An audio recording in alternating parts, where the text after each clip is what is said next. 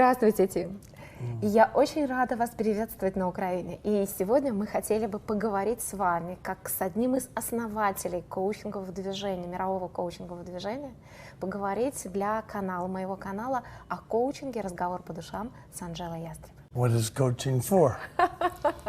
Это о коучинге. Говорят, что вы один из отцов-основателей коучинга. Founder means taking responsibility for the future of coaching. I have never taken that responsibility. I have taken the responsibility for the future of my coaching. And when I started, there was a particular moment in time when I made a decision, and it was minimum of teaching, maximum of learning. Есть еще история, которая такая история с бородой. Говорят, что вы привнесли в коучинг концепцию внутренней игры. Вы привнесли в коучинг фокус на самого себя. Вы привнесли в коучинг, что каждый человек хотел бы, наверное, стать лучше того, кем он есть сейчас. A little correction. I brought to coaching very early the notion of two selves. The one speaking to you in your mind, how you should do, how you should be, and from conversations picked up on the outside, maybe at school, maybe from parents, but out there, and then how the forehand should be hit. There are many, many instructions to describe that. Yes, self one, who is he talking to? You, the one that has to hit the ball.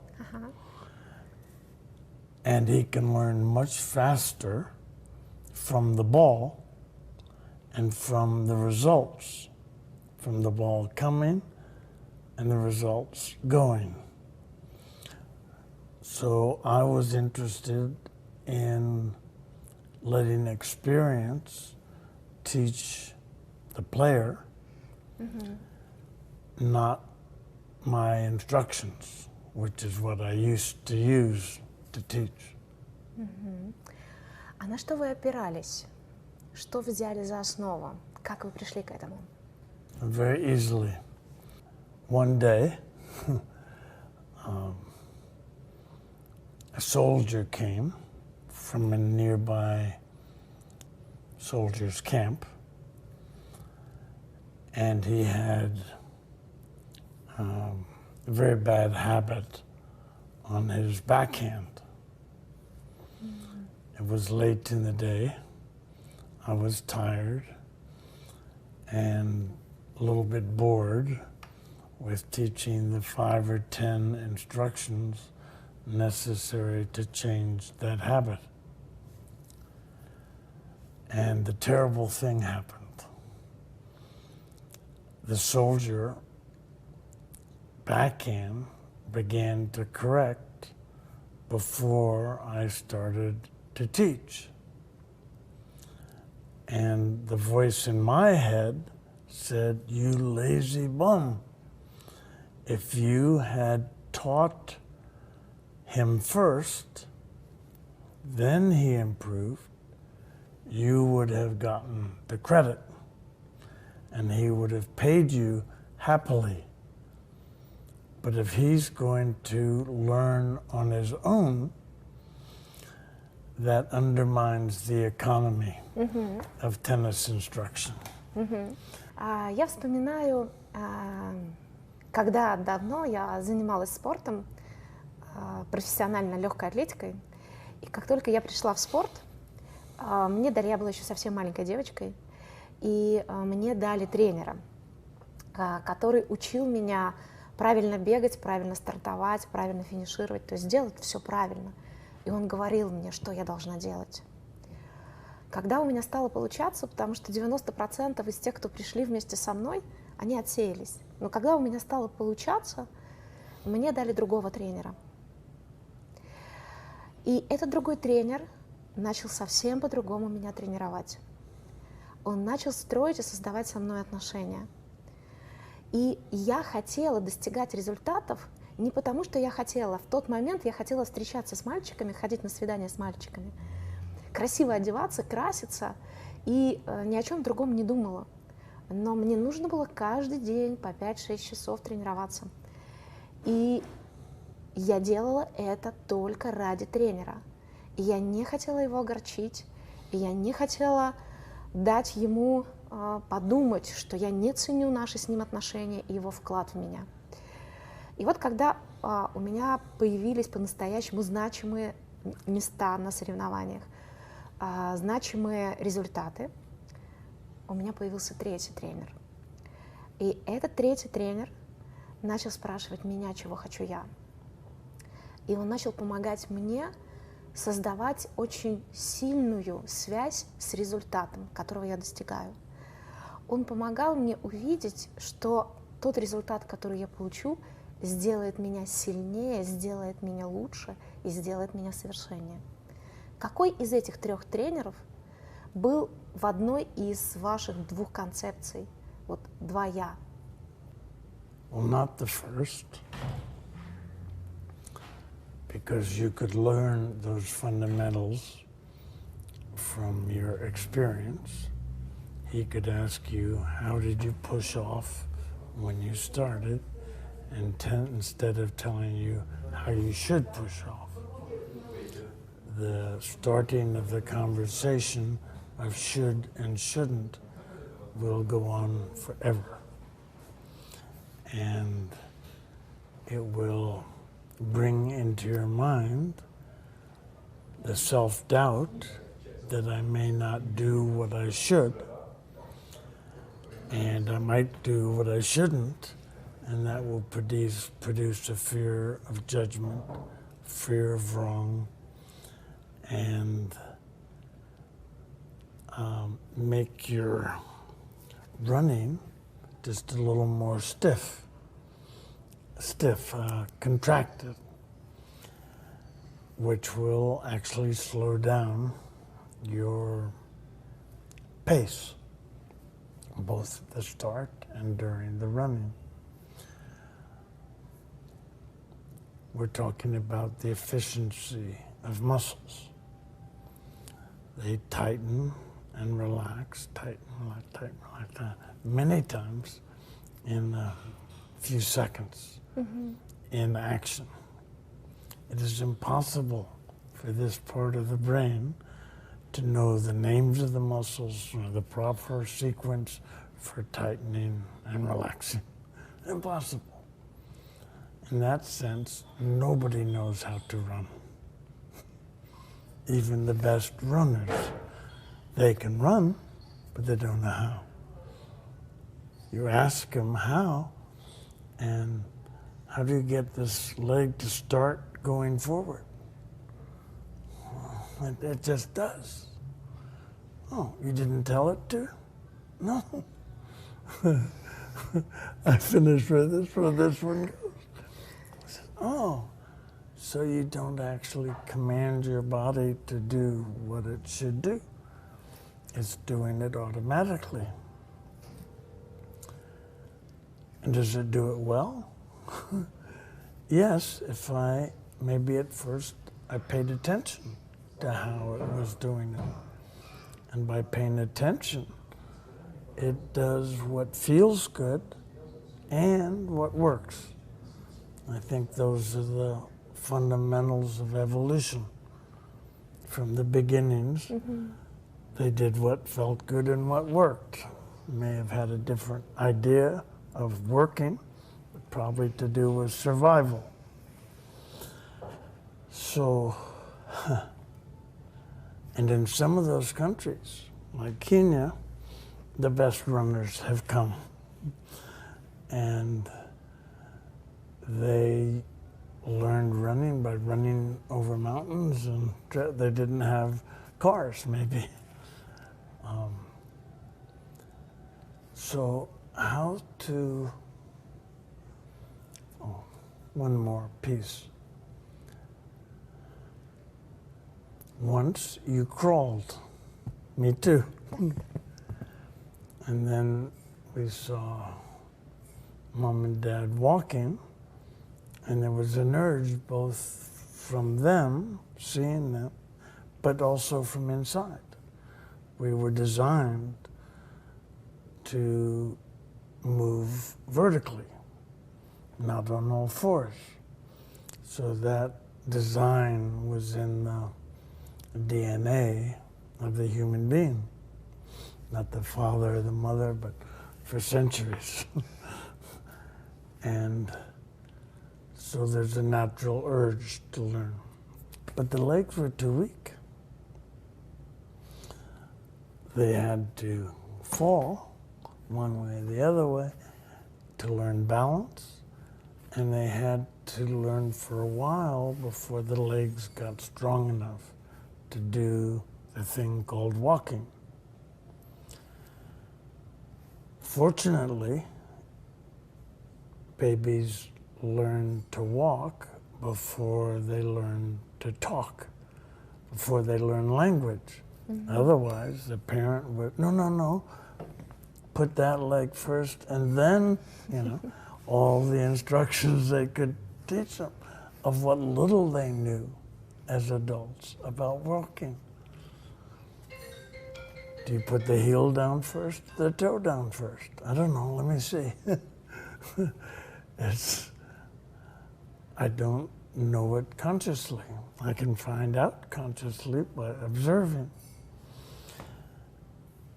So we don't trip as adults, hardly ever. Oh, I did something wrong and I fell down. It's pretty good consistency at walking. Why can't we learn the difficult things by experience? Правильно ли я понимаю, что концепция внутренней, ваша концепция внутренней игры – это про то, как получать удовольствие, достигая результатов и приобретая опыт?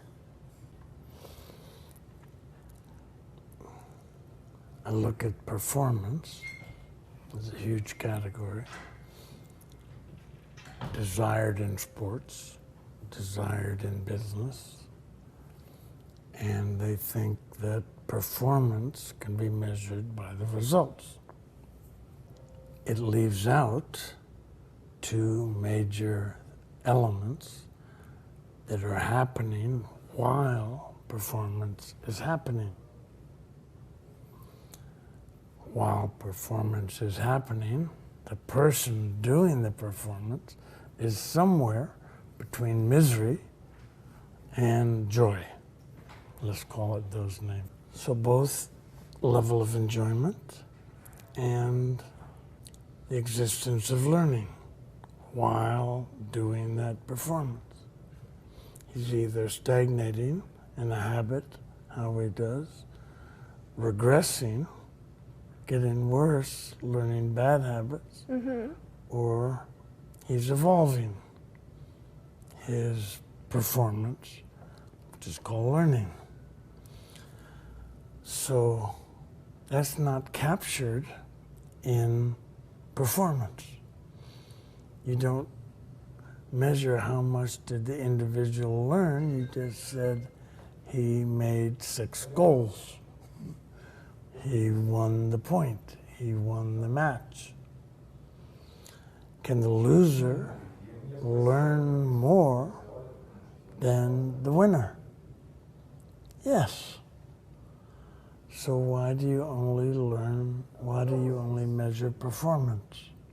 Why does the manager look only at performance and not at the growth of the individual performing? В чем тогда смысл? The point, well, let me ask you, which is more important, the results or the person. А внешний результат, для меня смысл — это творение. Для меня смысл — это открыть в себе Творца. А любое творение — это результат. Это когда ты создаешь что-то, чего не было либо до тебя, либо не было в твоей жизни. И это всегда результат. А какой внутренний результат? Это, конечно же, то удовольствие, то наслаждение, то счастье, которое ты испытываешь, глядя на свое творение, глядя на свой результат. Вот, если говорить о внутренней игре, то вот моя внутренняя игра, она такая. Творить, создавать творение и получать удовлетворение, любуясь своим творением, отдавая это творение людям и делясь с ними этим.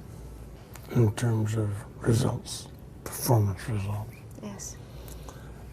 In that model, you only can have joy at the end of the race. No joy during the race. И в этой модели у тебя только удовольствие в конце забега. No learning during the race. Само творчество есть удовольствие. Это как вы вынашиваете ребенка. Ну, мужчине, наверное, это сложно будет понять, поэтому вы можете довериться или поверить тому, как об этом рассказывают женщины. Когда вынашиваешь ребенка, ты получаешь удовольствие от того, что ты вынашиваешь новую жизнь. Поэтому, когда ребенок рождается, он проходит разные этапы. И это разное удовольствие, это разная радость, это разное наслаждение. Когда ребенок растет, меняется, и ты видишь результат своего творения. И вот он уже вырос и стал взрослым. И он уже не твой. Да, когда-то ты его родила, как женщина. Но он не твой, он принадлежит миру. Он уже принадлежит другой женщине или другому мужчине. Он уже не твой. Точно так же мы вынашиваем результаты, вот что-то, что мы хотим создать. Мы вначале вынашиваем это в себе, оно как-то пробуждается в нас, рождается, потом мы это делаем, тратим на это усилия, а потом мы радуемся, смотрим и на то, что получилось. По сути, это достижение, это мы, это часть нас, это то, как мы смогли проявить себя в этом мире. Это и есть наше творчество, потому что вот это созидание, которое идет из нас и которое выражается в результатах в том числе. Любой результат — это оттиск, это мы сделали что-то, мы как будто свою печать на чем-то поставили. И это, конечно, удовольствие, когда мы это сделали. A good parent. I hope you don't miss the creativity of the child. What the child is creating, even when you're not with him. He's learning, he's playing, he's having a good time in his life until we start teaching. This is right, this is wrong, this is right, this is wrong. That's not insignificant, what the child is learning, even when you say he's yours. I would question that. He's not anybody else's, but he may belong to himself. Mm-hmm. But he needs help from you in a different way than when he's adult. But it's help, not creating. You create the environment for him to learn, to enjoy. You provide the toys with which he can play and learn. You provide the love for him so he feels that something's more important than whether his castle falls or not. I think we could maybe go to a more specific example in business. Как человек начинает играть в эту внутреннюю игру? Что происходит в его жизни? Что вдруг меняется, что он принимает решение, и я действительно этого хочу.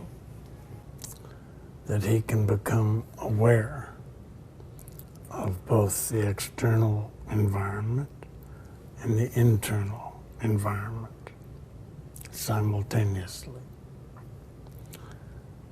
That he can give importance to his own enjoyment in a world that says your enjoyment doesn't matter, results matter. And he can learn much more than the performance requires in terms of how to perform anything. He can learn while performing something. But usually he is conditioned, you're just learning to run. You could learn to run freely. Maybe you did. That's when he's beginning to learn the inner game, to give some value to himself and the experience within himself and the growth within himself. Then he's playing the inner game while he plays the outer game. And he can choose whenever he wants which is more important. I never say which he should do. As long as he's playing both, I expect inner will win and outer alone will get boring. I had to train from the tennis court. My first job in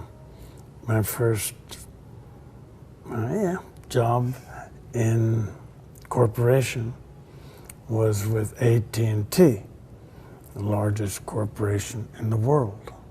Чтобы сфокусироваться на внутреннем росте, нужно принять себя, нужно понять себя и ответить на вопрос «Кто я?». Люди очень легко отвечают на вопрос «Какой я?» или «Какая я?». Но по моим наблюдениям, уже более 15 лет я занимаюсь коучингом, ответить на вопрос «Кто я?» очень сложно. И в этой связи, мне кажется, внутренняя игра — это для осознанных игроков, для тех, кто уже ответил на вопрос «Кто я?», кто ответил на вопрос «Каковы мои ценности?», что для меня важно. Что я за человек? Как вы думаете? Yes, to learn their values, not the values of the society. They must see the value themselves.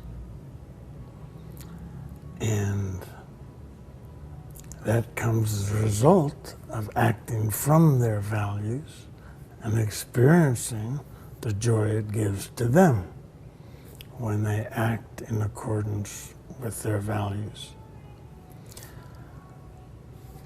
I wanted to give you an example from AT&T.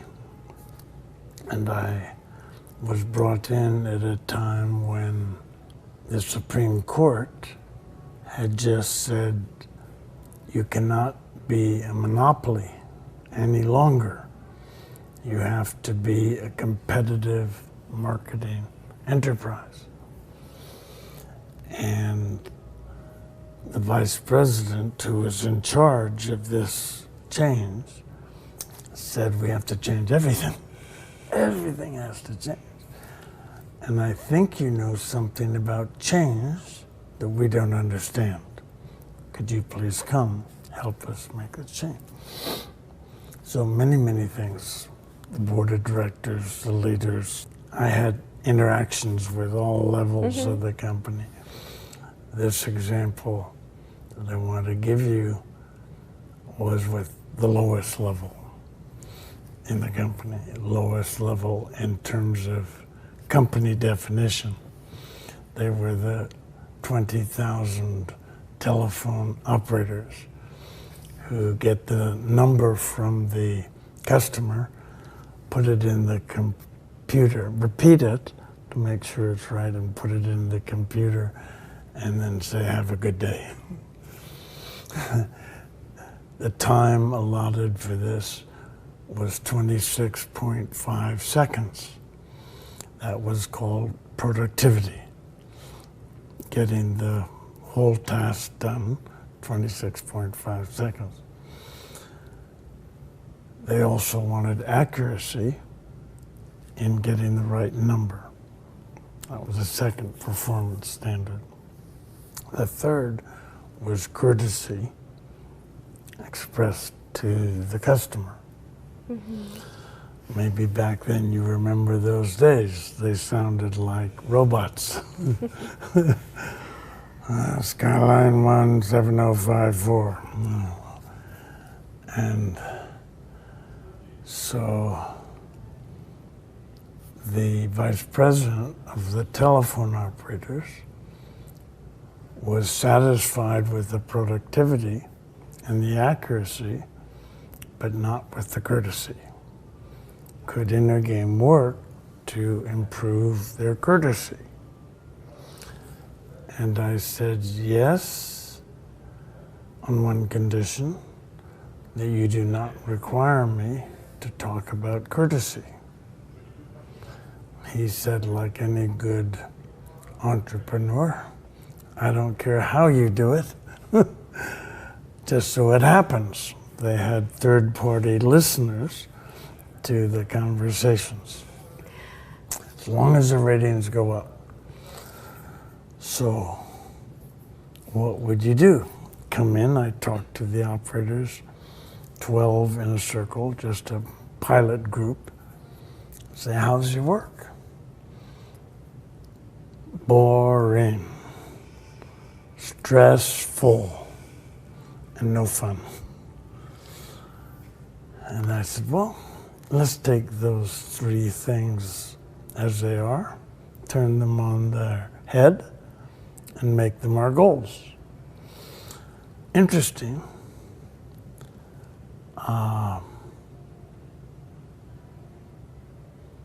Enjoyable without compromising the performance goals. So, except for the union members who said, we don't agree with those objectives.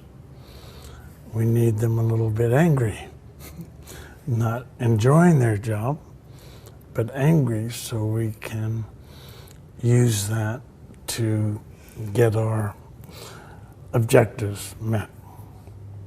I said, well, you better not come in because you're liable to enjoy it yourselves. And you mean it's really going to happen? Well, you better be careful. It could. And so they all came in. And so, what do you do? Operators have been there for 20 years, taking numbers. No more conversation with another human being, only numbers. Putting it into a computer. Have a good day. Да. So, in tennis, I told people, you have to do more than watch the ball. Everybody said watch the ball. Watch the ball more closely than just watching the ball. The ball is boring. It's always round and yellow. Watch the trajectory of the ball, the whole shape of the line of the ball. That will indicate height, even speed, and how fast it falls and comes up. And it's like a line in a beautiful painting. No matter how badly they hit it, the curve will be beautiful. And so they would do that and forget about their judgments of how well or how bad, because they were only asked to be aware of it. They'd never been punished for not being aware when they tried to, so they just did that, and they played better. So with the operator, I said, what can you hear besides the numbers? Oh, we can hear the tone of voice of the customer. And it's often irritable. Get me Skyline 17054 right away. And that's what was stressful. And so we taught them, how irritable was it? Now that question keeps them from taking the irritation in because they have to put it out there. I think it was on a 1 to 10 scale, 7.5, 8 maybe. And they write down 8, irritability. Mm-hmm. So then they put in the number 2. They say, how many different qualities of a human being can you express while saying 1, 2, 3, 4? They said they could be expressed. There are 40 different qualities. We can express kindness, we can express contentment, we can express warmth, we can express musicality, everything. Just saying 1, 2, 3, 4, and we can say those correctly. So the game began. 8-level irritation comes in.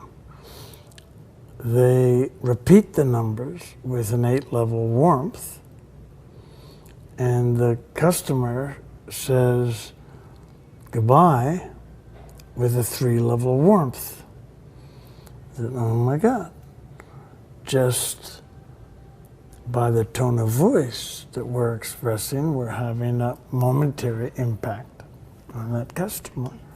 И что тогда что такое тогда внутренняя игра? Это наука, искусство или технология?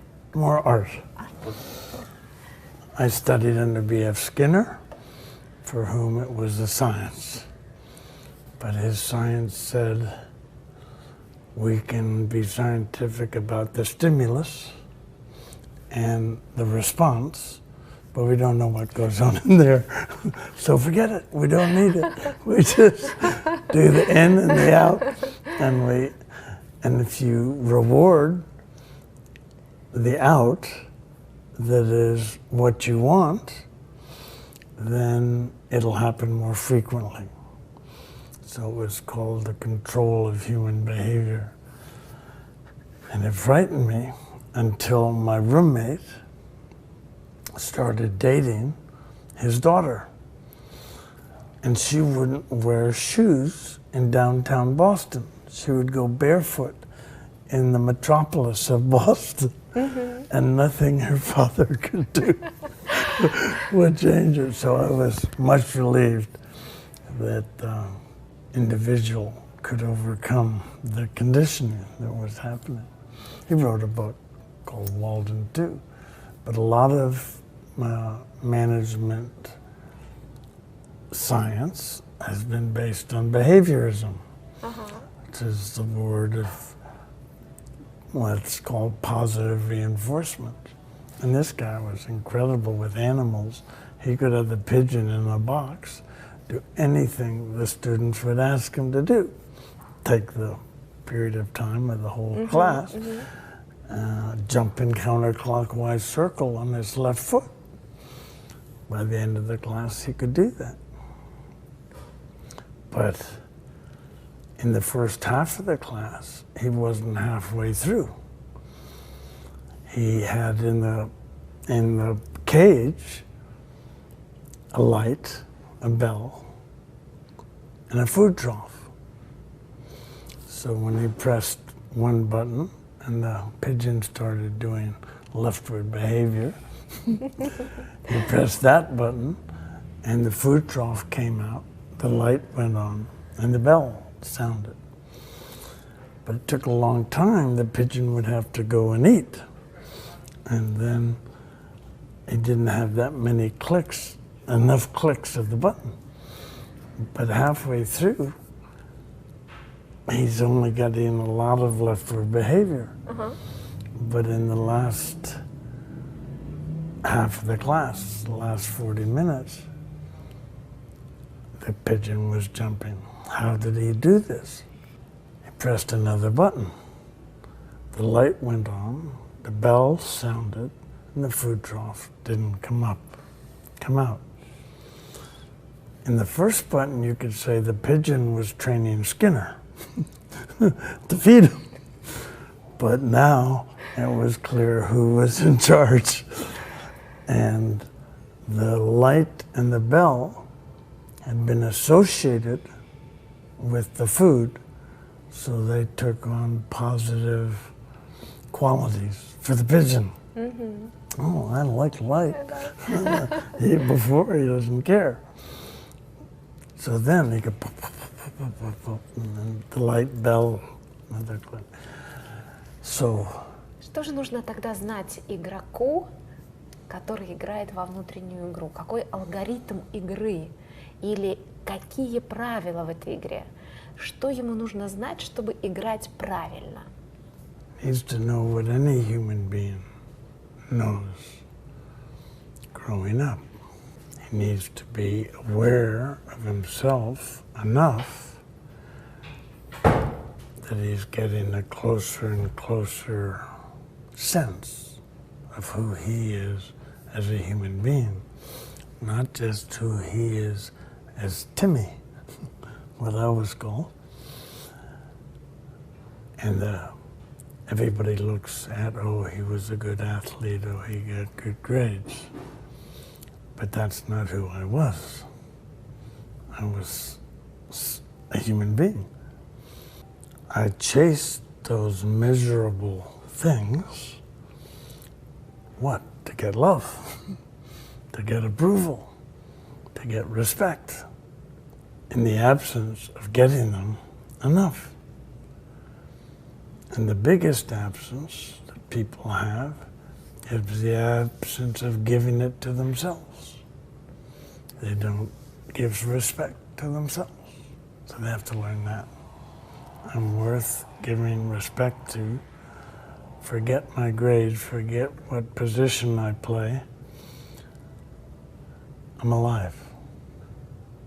Conscious human being with choice. I can make choices. And in that learning, I can learn to trust myself. Even kids trust themselves.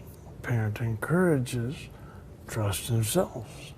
And when they do trust, they go forward and good. But if the parent is over-controlling, then they just trust the parent, and they didn't learn how to trust themselves. And that gets reinforced much more in education. Kids are in rows, not in the mother's arms, and not one of 3 children, and everything's for the class. And the teachers get taught how to teach. They don't learn how learning happens. Their job is to teach the subject. So the kids get the subject whether they like it or not, whether they're interested in it or not. Teacher's performance is based on how well she taught. Maybe, some cases, the grades of the students. But is good grades equal to learning? You were a student.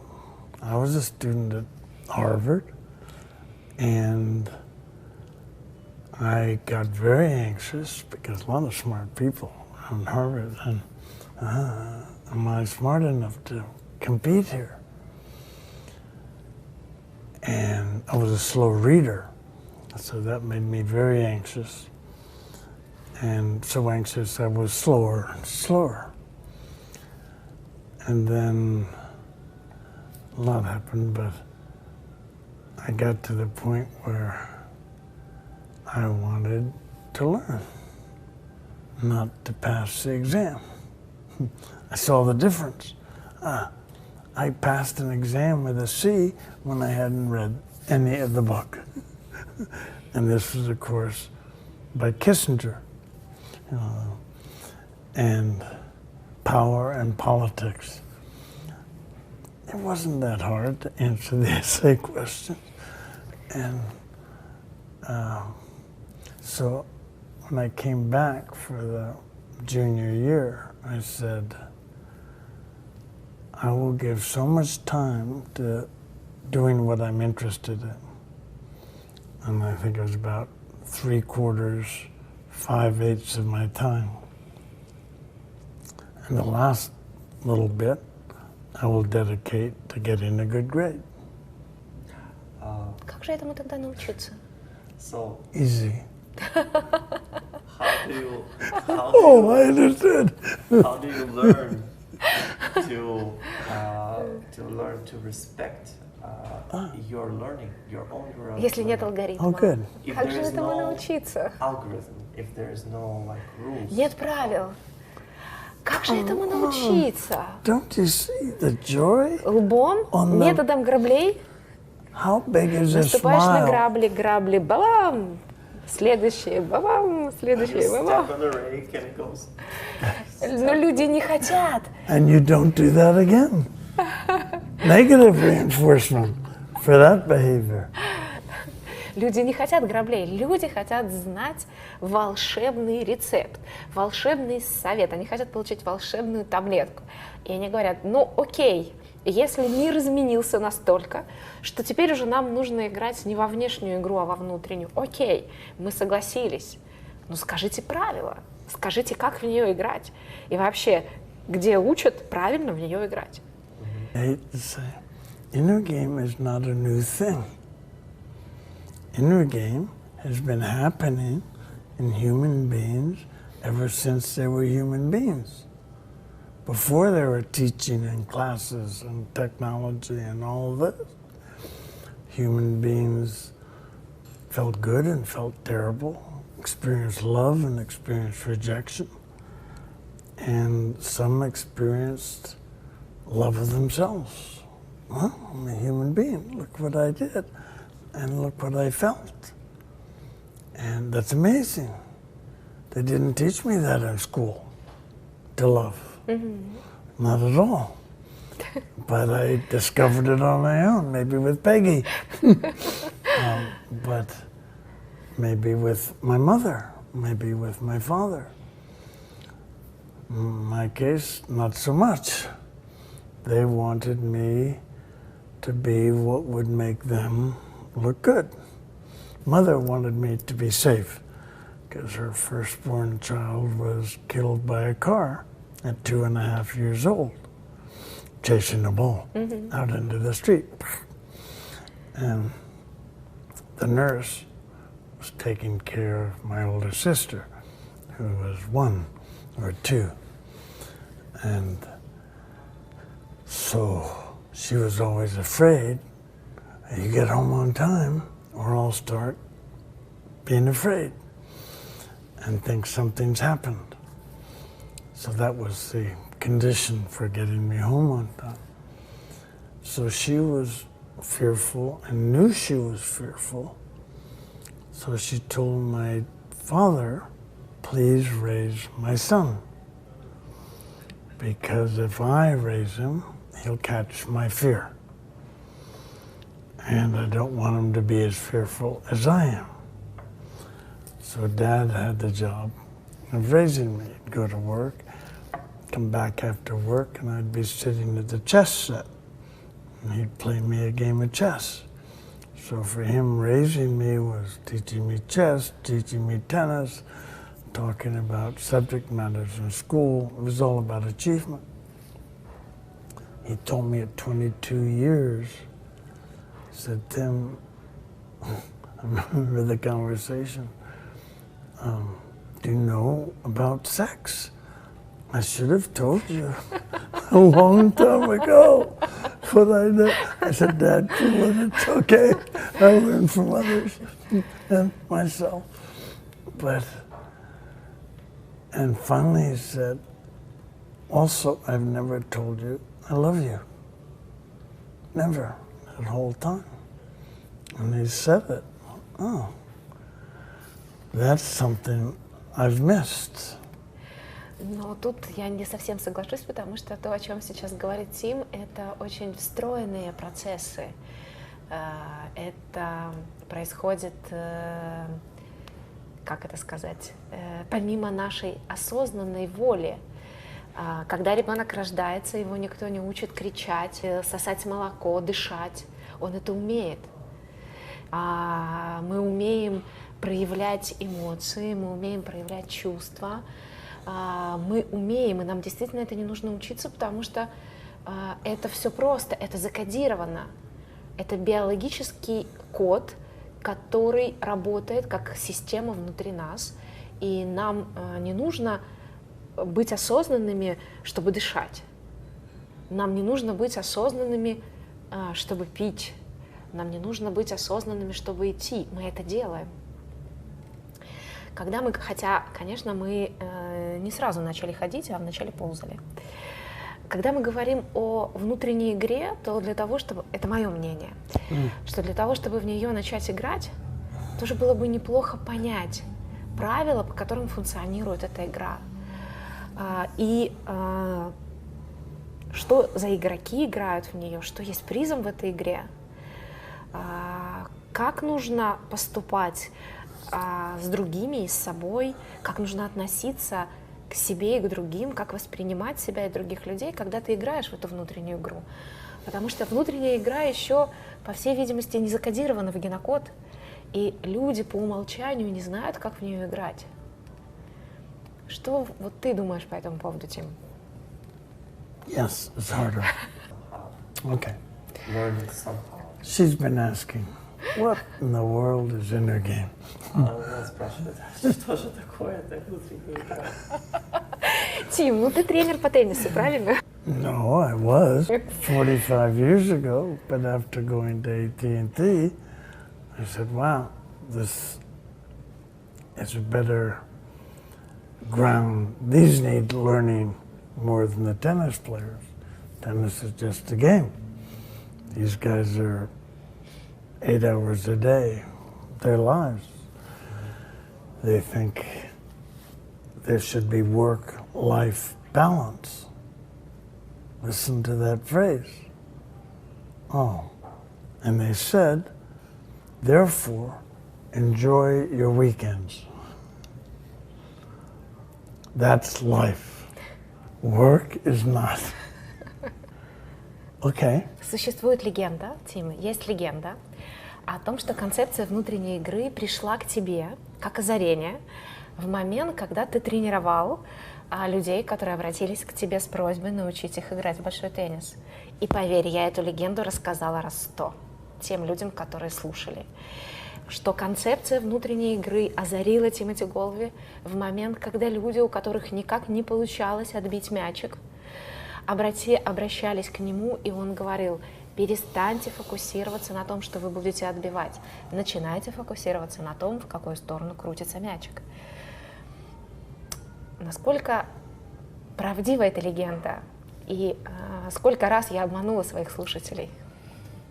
That happened, the decision happened in one particular lesson with the soldier whose backhand improved without me. Terrible.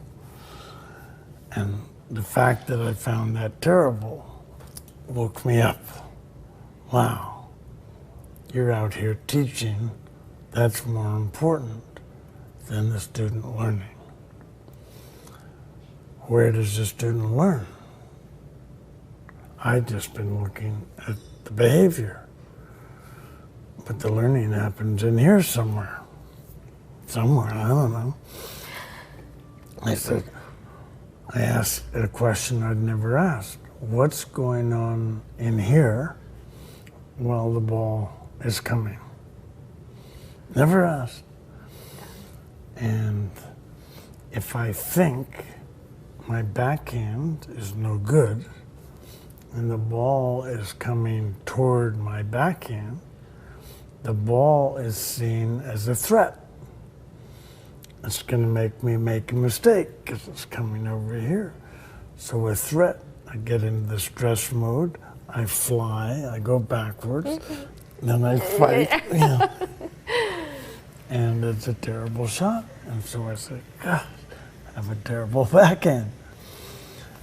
And so a tennis pro who teaches performance can spend 2 months fixing that.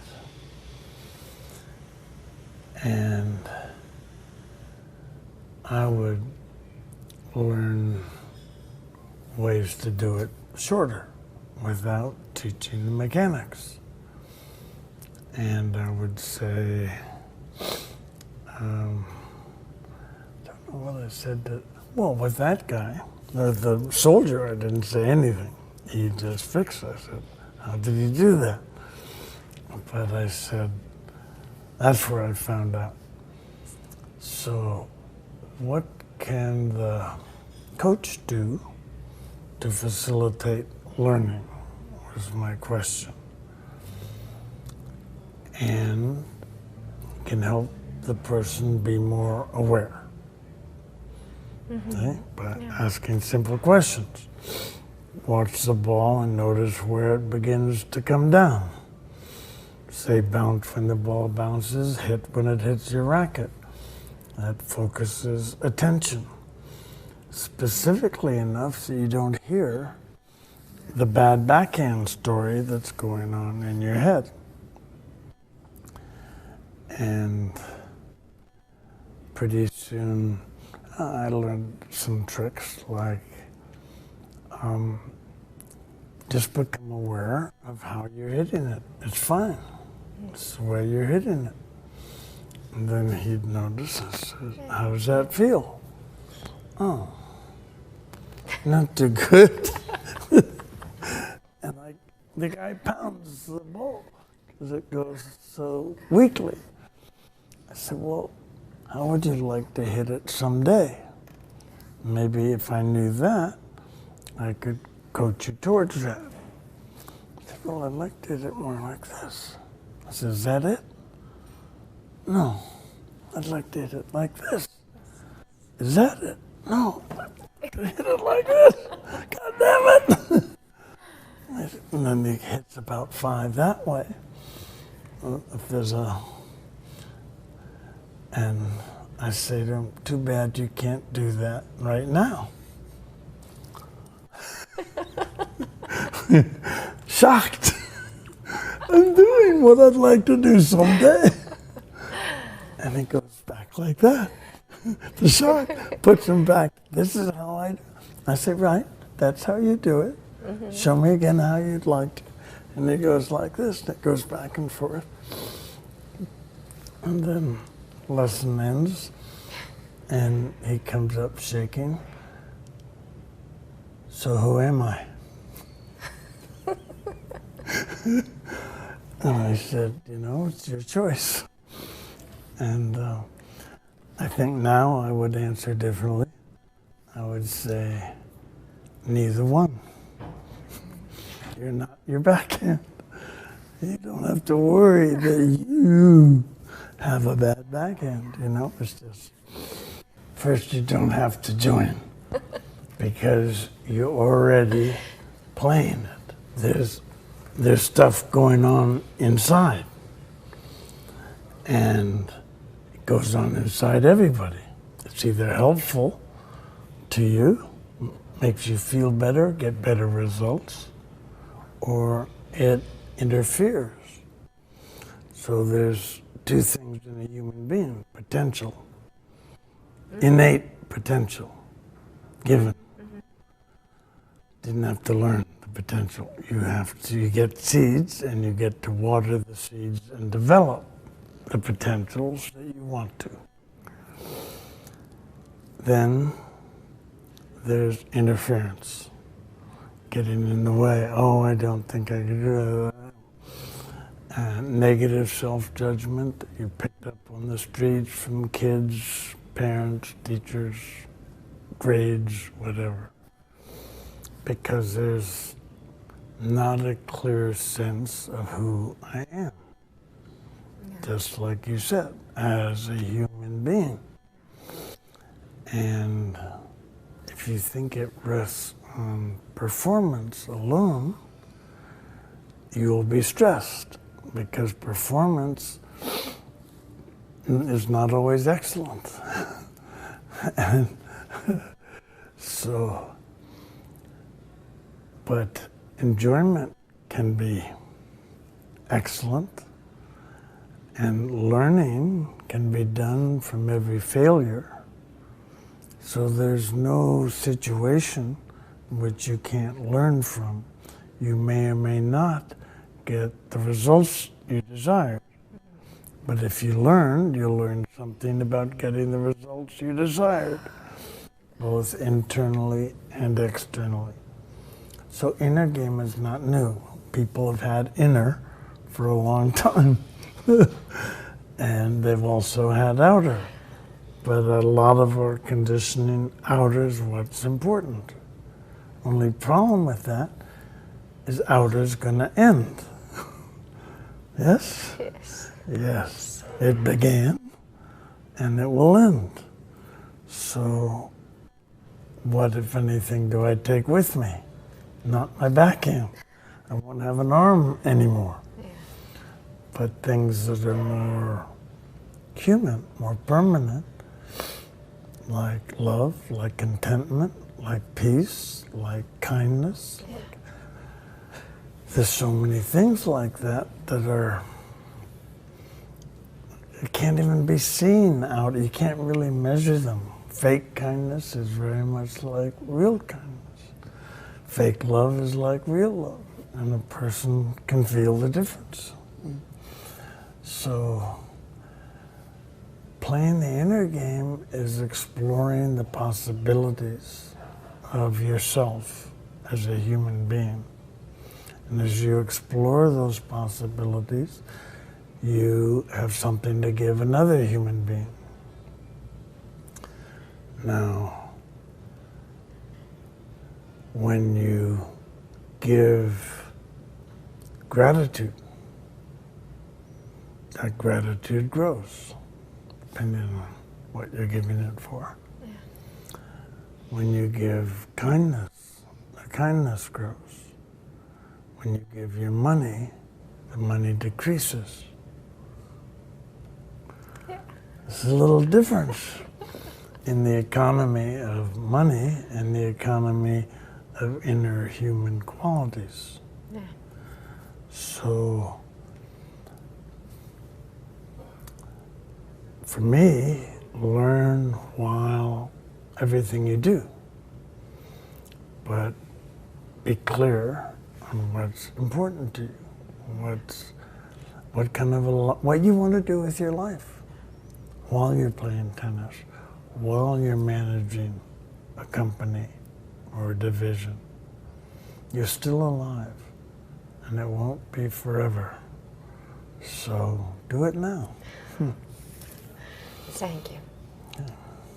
Очень интересно, и если бы нам позволяло время, мы бы еще много чего обсудили, но, к сожалению, Тиму нужно ехать.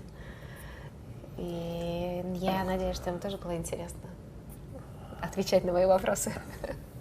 Thank you very much. I appreciate what you just said. And I hear from him what you said, but I see what you said in your eyes and in your expression. And it's warmly received. So I will count you as a friend, if I may. We don't have to agree on everything to be friends. I learned that in marriage.